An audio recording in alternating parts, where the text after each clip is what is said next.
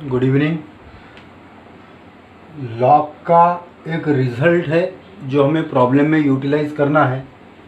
वो रिज़ल्ट है, जैसे मान लो y equal to e to the power log of x to the base e होगा, तो इस पूरे टर्म का आंसर x कैसे आता है वो यहाँ प्रूव करके बताया गया है।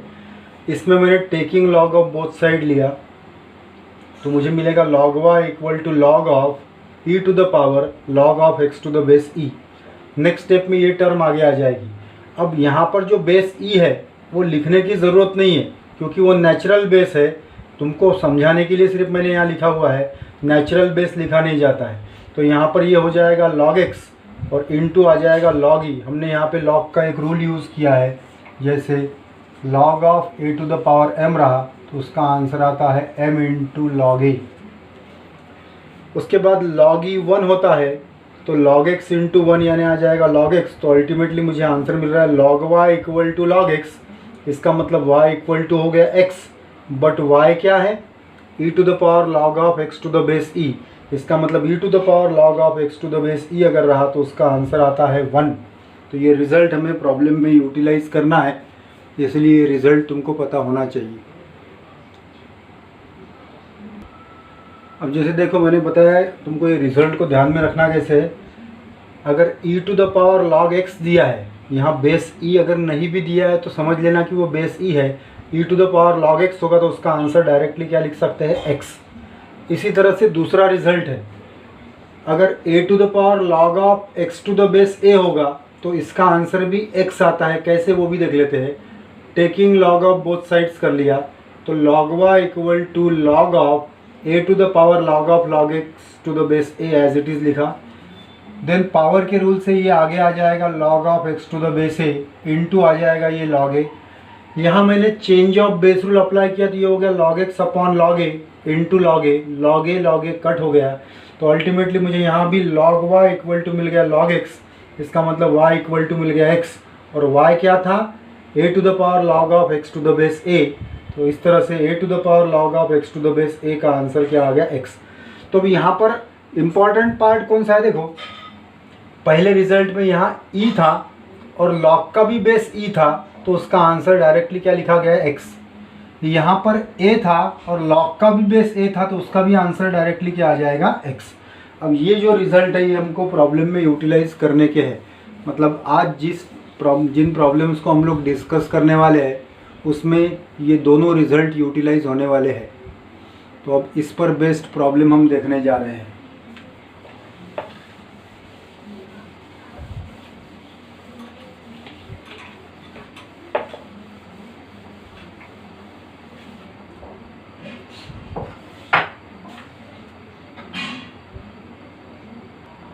अब देखो, इस कैटेगरी का पहला प्रॉब्लम देख रहा हूँ मैं, e to the power log of log x। पहले इसको मैंने y कंसिडर कर लिया, y equal to e to the power log of log x। यहाँ बेस e है और log का बेस नहीं दिया है, मतलब वो भी e है। तो अगर यहाँ पर x होता तो e to the power log of x, उसका आंसर x आता है। तो using that result, using e to the power log x equal to x, तो मुझे इसका आंसर मिल जाएगा y equal to log x। और अब मैं इसको differentiate with respect to x कर लेता हूँ, तो dy बाय dx की वैल्यू मिल रही है d by dx of log x, and derivative of log x होता है 1 बाय x। तो इस तरह से ये प्रॉब्लम हम सॉल्व कर सकते हैं। दूसरा प्रॉब्लम है y equal to 4 to the power log of x square to the base यहाँ दिया है 2।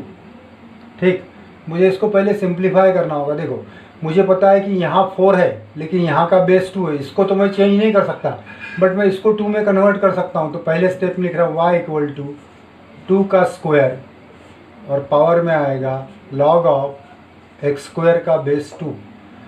अब ये बेस 2 है, इसके ऊपर में ये पावर है और ये पावर है, ये दोनों का मल्टीप्लिकेशन हो जाएगा। तो नेक्स्ट स्टेप में मिलेगा y equal to 2 to the power 2 into log of x square to the base आ गया 2। यहाँ पर मैं अभी रूल अप्लाई नहीं कर सकता हूँ क्योंकि लॉग का कोएफिशिएंट 1 होना चाहिए, यहाँ 2 है तो इसको पावर में ट्रांसफ़र करते हैं। तो नेक्स्ट स्टेप में मिलेगा 2 to the power log of x to the power 4 to the base 2, क्योंकि ये आगे जाएगा ऊपर में तो x स्क्वायर का स्क्वायर यानी क्या हो जाएगा x टू द पावर 4। अब मैं रिजल्ट यूज़ कर सकता हूँ, कौन सा, using a to the power log of x to the base a, इसका आंसर x आता है तो इसका आंसर मिल जाएगा y equal to x to the power 4। और अब मैं अगर यहाँ पर differentiate with respect to x करता हूँ तो मुझे मिलेगा dy by d x equal to d by d x of x to the power 4, जिसका आंसर आ जाएगा 4x³ तो इस तरह से मैंने पहले तुमको दो छोटे छोटे प्रॉब्लम्स बताए हैं जिसमें हम वो दोनों के दोनों रिज़ल्ट अप्लाई कर सकते हैं। तो प्रॉब्लम्स को रिज़ल्ट जहाँ पर अप्लाई किया है वो स्टेप को प्रॉपरली ऑब्ज़र्व करना है। पहले तो रिज़ल्ट को समझा दिया था, तो रिज़ल्ट को एक बार अच्छे से समझ लो और फिर वो रिज़ल्ट यहाँ कैसे अप्लाई किया है वो तुम लोग देख लो तो तुमको प्रॉब्लम्स आसानी से समझ में आ जाएगी। तो ये दो प्रॉब्लम है, और भी प्रॉब्लम्स है। पहले ये दो प्रॉब्लम्स होने के बाद में अब आगे हम देखने जा रहे हैं प्रॉब्लम नंबर 3। अब जो ये प्रॉब्लम नंबर 3 हम देखने जा रहे हैं वो वेरी इंपॉर्टेंट प्रॉब्लम है। पहले स्टेप में इसको y कंसिडर कर लेंगे, y equal to e to the power x plus 2 into log x। आगे की स्टेप में मैं इसको लिख रहा हूँ e to the power x plus log of x का स्क्वायर, ये 2 पावर में चले गया। उसके बाद हमारे पास रिजल्ट है using a to the power m plus n होगा तो इंडाइसिस के रूल से इसको लिख सकते हैं a to the power m into a to the power n। तो ये हो जाएगा y equal to e to the power x into e to the power log of x square. ये e to the power x तो as it is रहेगा, लेकिन result का अगर मैं यूज़ कर लेता हूँ जो अभी हमने देखा था उससे इसका आंसर आ जाएगा x स्क्वायर। और कौन सा रिज़ल्ट यूज़ किया है, since e to the power log x equal to क्या होता है x, तो e to the power log of x square का आंसर क्या आ जाएगा x स्क्वायर। और अब एक बार ये पार्ट तुमको मिल गया है तो आगे की स्टेप में हम लिखने जा रहे हैं differentiate with respect to x। तो you will get dy by d x equal to d by d x of e to the power x into x square. Derivative of product apply करेंगे, first function into derivative of second plus second function into derivative of first. So e to the power x into x square का derivative 2x plus x square into e to the power x का derivative e to the power x। दोनों में से e to the power x common आता है तो यहाँ बचेगा 2x प्लस एक्स स्क्वायर, जिसको लिखते समय हम पहले एक्स स्क्वायर लिख लेंगे बाद में लिखेंगे 2x। So that is the value of dy by dx। तो ये एक बहुत ही इम्पॉर्टेंट टाइप का प्रॉब्लम था, एग्ज़ाम में आने का चांस उसका बनता है, तो वो प्रॉब्लम को तुमको अच्छे से करके देखना ही है।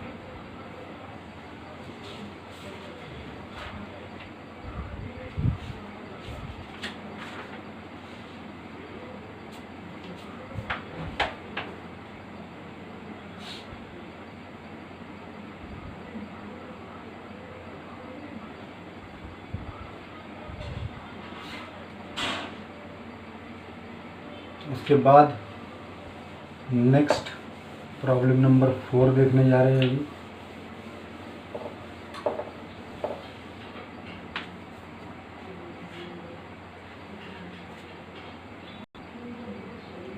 नेक्स्ट प्रॉब्लम है 4 to the power x plus 2 into log of sine x to the base 2।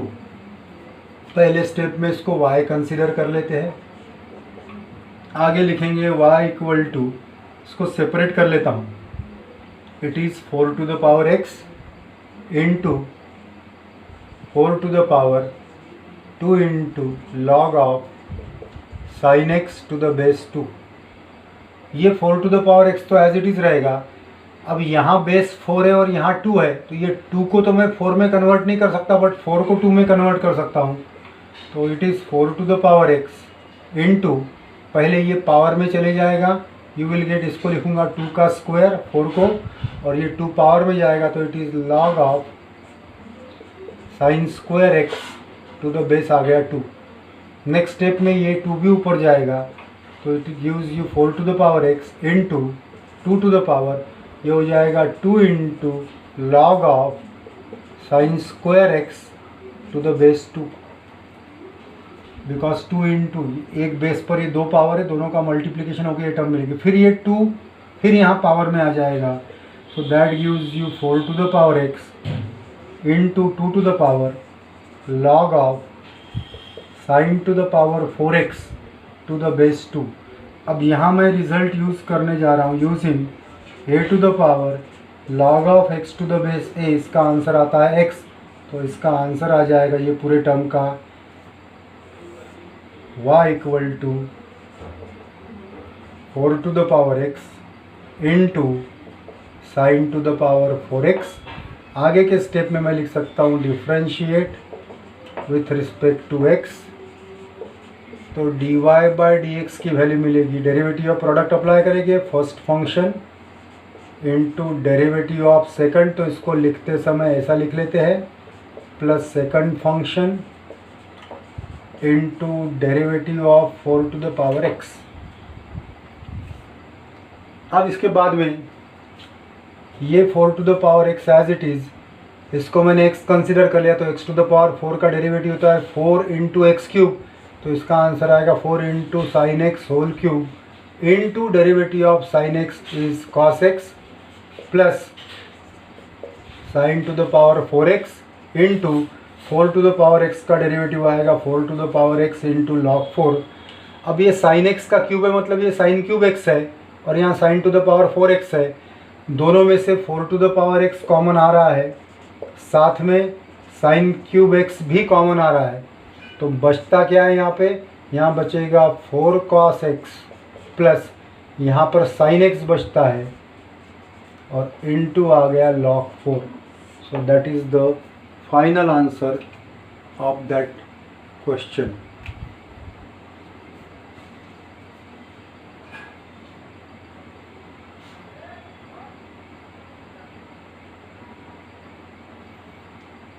Problem की ईच एंड एवरी स्टेप को केयरफुली समझ लेने का है और फिर उसको सॉल्व करने का है।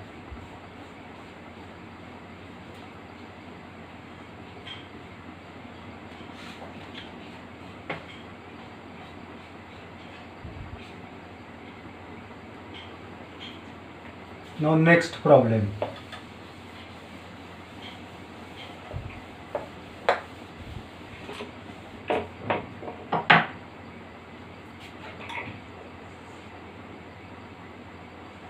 Four to the power log of sec x to the base 2।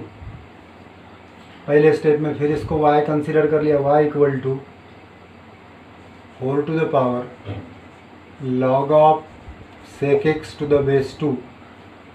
यहाँ log का बेस 2 है जबकि पूरे टर्म का बेस 4 है, तो ये 2 का 4 तो नहीं बना सकते, बट 4 का कन्वर्शन 2 में कर सकते हैं, तो I will write this as 2 का स्क्वायर और पूरी टर्म का पावर आएगा log of sec x to the base 2।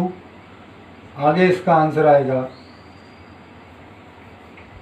2 to the power 2 into log of sec x to the base 2, फिर ये 2 पावर के रूल से यहाँ आ जाएगा, so 2 to the power log of sec square x to the base 2, फिर result use करेंगे a to the power log of x to the base a का आंसर आता है x, तो इसका आंसर मुझे मिल जाएगा y equal to sec square x, differentiate with respect to x किया तो dy by d x equal to d by d x of, इसको लिखेंगे sec x का स्क्वायर, इसको x कंसीडर कर लिया तो इसका डेरिवेटिव आएगा 2 into sec x into derivative of sec x is sec x into tan x, तो फाइनल आंसर आएगा 2 into sec square x into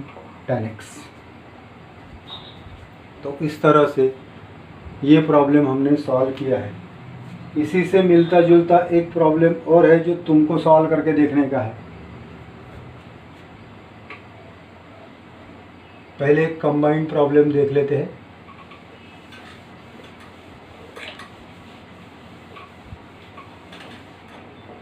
again ये प्रॉब्लम भी वेरी इंपॉर्टेंट है, वेरी इंपॉर्टेंट प्रॉब्लम है। 4 to the power log of sec x to the base 2 minus 9 to the power log of tan x to the base 3। एक पहले step में इसको y consider कर लिया। ये वाला पोर्शन अभी हमने प्रीवियस प्रॉब्लम में सॉल्व किया ही है, ठीक।